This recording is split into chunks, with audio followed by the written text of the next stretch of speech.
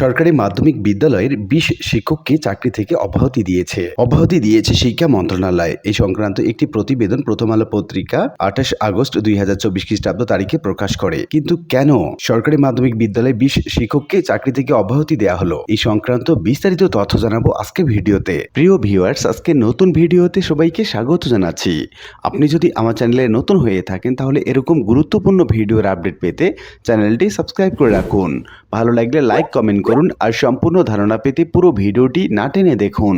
তাহলে শুরু করা যাক। প্রতিবেদনে বলা হচ্ছে, বিভিন্ন সরকারি মাধ্যমিক বিদ্যালয়ের ২০ জন শিক্ষককে চাকরি থেকে অব্যাহতি দিয়েছে শিক্ষা মন্ত্রণালয়। এক অফিস আদেশে এই তথ্য জানানো হয়েছে। অফিস আদেশে বলা হয়েছে, বিভিন্ন সরকারি মাধ্যমিক বিদ্যালয়ে সহকারী শিক্ষকদের আবেদনের পরিপ্রেক্ষিতে মাধ্যমিক এবং উচ্চশিক্ষা অধিদপ্তরের সুপারিশ অনুযায়ী এসব শিক্ষককে চাকরি থেকে অব্যাহতি দেওয়া হয়েছে। ২০ জন শিক্ষকের মধ্যে ৭ জন ব্যক্তিগত কারণে এবং ১৩ জন অন্য জায়গায় চাকরি হওয়ায় তাদের আবেদনের পরিপ্রেক্ষিতে চাকরি থেকে অব্যাহতি দেওয়া হয়েছে। শিক্ষকেরা স্বেচ্ছায় চাকরি থেকে অব্যাহতির আবেদন করেছিলেন, তাই চাকরির নির্দিষ্ট মেয়াদ পূর্ণ না হওয়ায় কোনো আর্থিক, পেনশন বা আনুতোষিক এবং অনার্থিক সুযোগ সুবিধা পাবেন না। তো উল্লিখিত আলোচনা থেকে আমরা এটুকু বলতে পারি যে সরকারি মাধ্যমিক বিদ্যালয়ে ২০ জন শিক্ষককে যে অব্যাহতি দেওয়া হয়েছে সেটা তাদের আবেদনের পরিপ্রেক্ষিতে, এবং তারা শিক্ষকতা পেশা থেকে অন্য পেশায় অনেকে যাওয়ার ইচ্ছা পোষণ করেছেন এবং অনেকে ব্যক্তিগত কারণ দেখিয়েছেন। আশা করি বিষয়টি বুঝতে পেরেছেন।